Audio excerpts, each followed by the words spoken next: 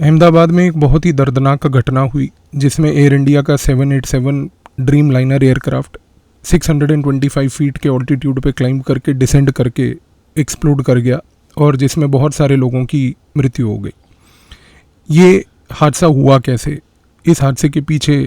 क्या रहस्य छुपे हुए हैं, इसको समझने के लिए आपको सबसे पहले बोइंग 787 ड्रीम लाइनर एयरक्राफ्ट जो होता है उसके कुछ इंपॉर्टेंट कंपोनेंट्स के बारे में जानना आवश्यक है।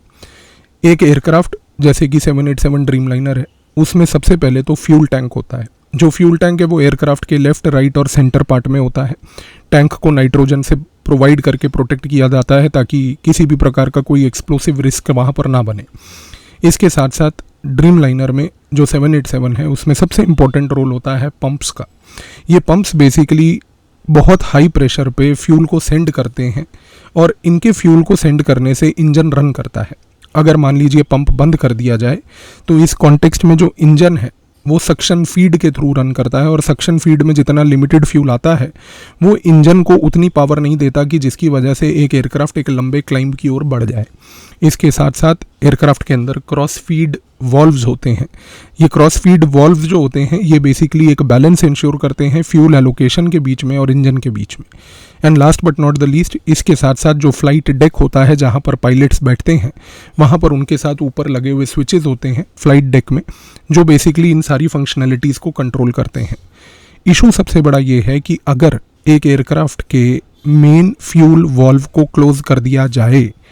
क्योंकि जिसको मैनुअली कंट्रोल किया जाता है, तो उस कॉन्टेक्स्ट में इंजन में उतना तेल नहीं रहता जिसकी वजह से इंजन को प्रोपल्शन मिले और इसकी वजह से जो सक्शन पाइप्स जो होती हैं जिसमें लिमिटेड फ्यूल रह जाता है उसकी वजह से फ्लाइट चलती है। एविएशन की एक्सपर्ट्स की अगर हम बात माने तो वो ये कहते हैं कि अगर किसी एयरक्राफ्ट का मेन फ्यूल वॉल्व जो है उसको अगर बंद कर दिया जाए, उसके बाद जो सक्शन पाइप्स हैं और जो आज की डेट में बाकी जो पूरे के पूरे पंप्स हैं जो फीड करते हैं फ्यूल को इंजन तक, उसमें केवल सिर्फ इतना ही फ्यूल रह जाता है कि जिसकी वजह से फ़्लाइट केवल 40 से 45 सेकंड ही उड़ सकती है। एयर इंडिया की ये वाली फ़्लाइट जिसमें 625 फीट का ऑल्टीट्यूड क्लाइंब करके लगभग 30 सेकंड के अंदर अंदर दोनों इंजन्स का फेलियर हुआ और इस इंजन फेलियर के बाद पावर सप्लाई कम्प्लीटली कट हो गई। ये चीज़ें कुछ बहुत ही रहस्यमंद होती जा रही हैं क्योंकि यहाँ पर चीज़ें ठीक बैठ नहीं रही। अब आप यहाँ पर एक चीज़ को और समझिए कि अगर इंजन के पास जो फ्यूल की सप्लाई है वो नहीं पहुँचती है तो एविएशन एक्सपर्ट्स कहते हैं कि 40-45 सेकंड मैक्सिमम जो है वो एविएशन के कॉन्टेक्स्ट में एक एयरक्राफ्ट जो है उतना उड़ सकता है और उसकी मैक्सिमम हाइट हो सकती है केवल और केवल 700 फीट। और इसके बाद वो एयरक्राफ्ट जो है वो डिसेंड करेगा, डिसेंड करके जो है वो गिरेगा।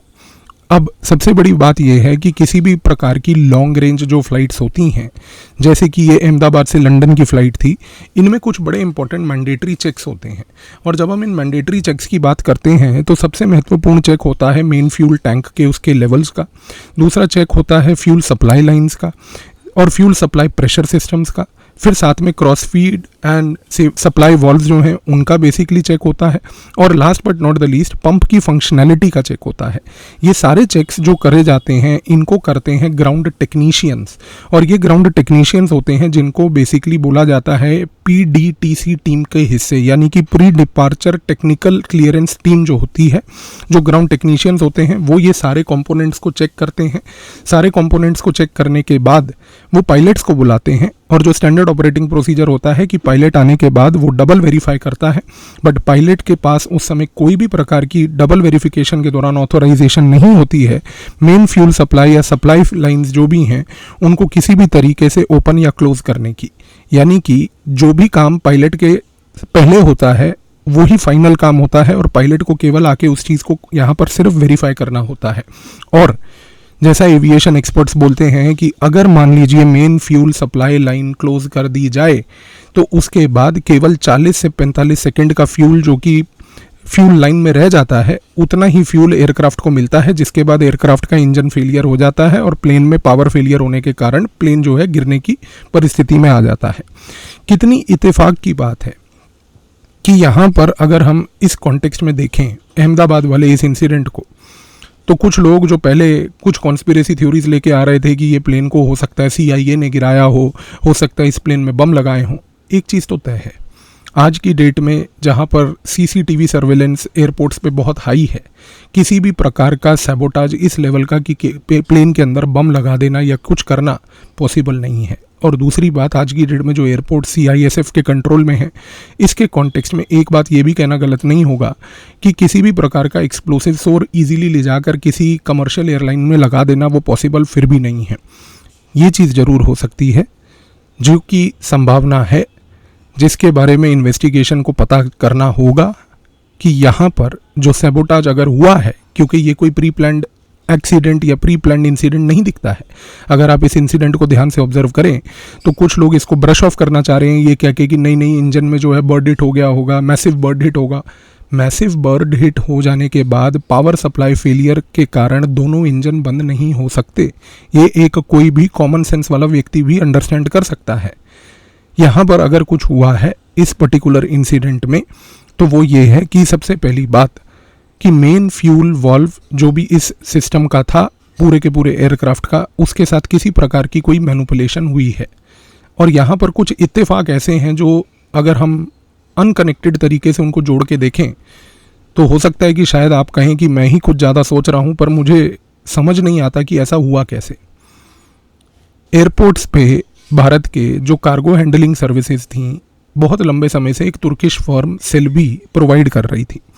ऑपरेशन सिंदूर के बाद जब तुर्की ने पाकिस्तान का समर्थन किया, उसके बाद भारत की सरकार ने उस तुर्किश फर्म जो है सेल्बी का सिक्योरिटी क्लियरेंस को रिवोक करके 15 मई से उसके सारे ऑपरेशंस बंद कर दिए। 15 मई तक ऑपरेशंस तुर्की की ये कंपनी सेल्बी अहमदाबाद के एयरपोर्ट पे भी प्रोवाइड कर रही थी। और इत्तेफाक देखिए कि 15 मई को तुर्की की इस फर्म का अहमदाबाद एयरपोर्ट पे सिक्योरिटी क्लियरेंस रिवोक होता है, और उसके बाद 20 मई को ये सेल्बी की फर्म जो कि तुर्किश फर्म है, ये गुजरात हाईकोर्ट जाती है।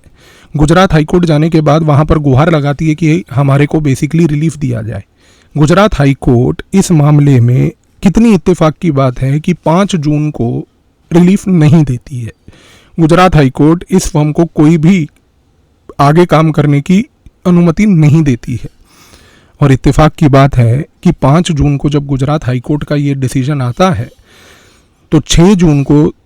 भारत के 4 अन्य एयरपोर्ट्स पे bureau of civil aviation security के ऑफिशियल्स जब टर्किश एयरलाइन के एयरक्राफ्ट्स का सरप्राइज इंस्पेक्शन करते हैं, तो उस सरप्राइज इंस्पेक्शन में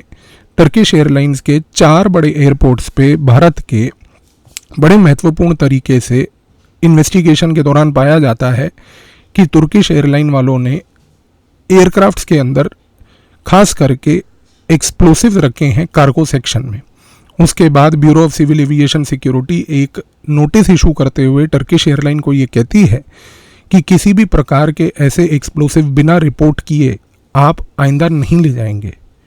कितनी इत्तेफाक की बात है कि 6 जून को जब ये होता है, उसके तुरंत बाद 8 जून को जमाते इस्लामी और उसके साथ उसकी जो पेरेंट ऑर्गेनाइजेशन है Indian people in solidarity with Palestine, वो खड़े होकर पूरे भारत में बॉयकॉट प्रोटेस्ट करवाती है। और वो बॉयकॉट प्रोटेस्ट होता है केवल एक कंपनी के खिलाफ, जो है टाटा ग्रुप, जिसके तहत ये बोला जाता है कि इस टाटा ग्रुप के प्रोडक्ट्स को कंप्लीटली प्रोहिबिट कर देना चाहिए और किसी भी व्यक्ति को इनके प्रोडक्ट नहीं खरीदने चाहिए, क्योंकि टाटा ग्रुप इजराइल के साथ खड़े होकर फिलिस्तीनियों को गाज़ा में मारने की मुहिम बना रहा है और उनको इजराइल को इक्विपमेंट सप्लाई करता है। कितनी इत्तेफाक की बात है कि 10 जून को सिख फॉर जस्टिस नाम का टेररिस्ट ग्रुप, जिसको अमेरिका ने पनाह देकर अपनी टेरिटरी में रखा है, जिसका लीडर एक खालिस्तानी सिख टेररिस्ट जो कि गुरपतवंत सिंह पन्नू नाम का एक आतंकवादी है, वो वहाँ पर बैठ के 10 जून को एक स्टेटमेंट देता है कि प्रधानमंत्री भारत के 15 से 17 जून जब कनाडा आएंगे, तो कनाडा में आने के टाइम पे मोदी को एम्बुश करके किल करने की आवश्यकता है G7 देशों के सामने। कितने इत्तेफाक की बात है कि यही गुरपतवंत सिंह पन्नू पिछले साल अक्टूबर से बार बार धमकियां दे जा रहा है कि भारत के नागरिकों को एयर इंडिया के जहाज में नहीं बैठना चाहिए। कितने इत्तेफाक की बात है कि 6 जून से लेकर 10 जून के बीच में सेल्बी का गुजरात हाईकोर्ट पे वर्डिक्ट आना, उसके बाद टर्किश एयरलाइन में एक्सप्लोसिव पाए जाना, उसके बाद यहाँ पर जमाते इस्लामी और Indian people in solidarity with Palestine का टाटा का बॉयकॉट करना, और 10 जून को गुरपतवंत सिंह पन्नू आतंकवादी की तरफ से स्टेटमेंट आना कि मोदी को एम्बुश और किल किया जाए G7 के सामने, और 12 जून को ये हादसा हो जाना। एक चीज़ तय है, इसमें क्या एस्पेक्ट है बाहर का या नहीं है वो तो खैर इन्वेस्टिगेशन बताएगी, लेकिन एक बात जो तय है वो क्लियर है कि इस पूरे गेम में किसी भी प्रकार का कोई बर्ड हिट नहीं था। यहाँ पर आज इन्वेस्टिगेशन एजेंसी को सबसे पहले ये आइडेंटिफाई करना होगा, सीसीटीवी की प्रक्रिया को पूरी निकाल के सारे जितने भी सिग्नेचर फाइल्स जो होती हैं उनको निकाल के आइडेंटिफाई करना होगा कि इस एयरक्राफ्ट के उड़ने से पहले जो इसका फ्यूल सप्लाई वाल्व था उसको आखिरी बार किसने टच किया था। यहाँ पर यह आइडेंटिफाई करना होगा सबसे महत्वपूर्ण तरीके से कि इस एयरक्राफ्ट के जो फ्यूल सिस्टम्स थे उसको चेक करने के बाद किन लोगों ने वहाँ पर हस्ताक्षर करके उसको अप्रूवल दिया था। सीसीटीवी से यह आइडेंटिफाई करना पड़ेगा कि फ्यूल वाल्व को आखिरी बार एयरक्राफ्ट के उड़ने से पहले कौन ऐसे व्यक्ति थे जो उसके पास गए जिन्होंने इसको टच किया, क्योंकि ये तो ना ही किसी प्रकार का पायलट एरर है, ना ही किसी प्रकार का बर्ड हिट है। ये जो भी है इसकी इन्वेस्टिगेशन करना बहुत ज़रूरी है, क्योंकि ये इन्वेस्टिगेशन इन बाकी फैक्ट्स के मद्देनज़र रखते हुए, जिसको मैंने शायद कहा कि हो सकता है मैं ही ज़्यादा सोच रहा हूँ, पर इत्तेफाक इतने कॉमन और एक कॉमन थ्रेड बनाकर ऐसे मैनिफेस्ट नहीं करते। लेट्स सी कि आगे क्या होता है इस इंसिडेंट में, लेकिन जिन लोगों की इस पर्टिकुलर इंसिडेंट में जान गई उन लोगों को हम सिर्फ श्रद्धांजलि दे सकते हैं, उनके साथ उनके परिवारों के साथ इस समय खड़े हो सकते हैं और इस दुख की घड़ी में उनको जितना हो पाए मॉरल सपोर्ट दे सकते हैं। बाकी इत्तेफाक इतने नहीं होते।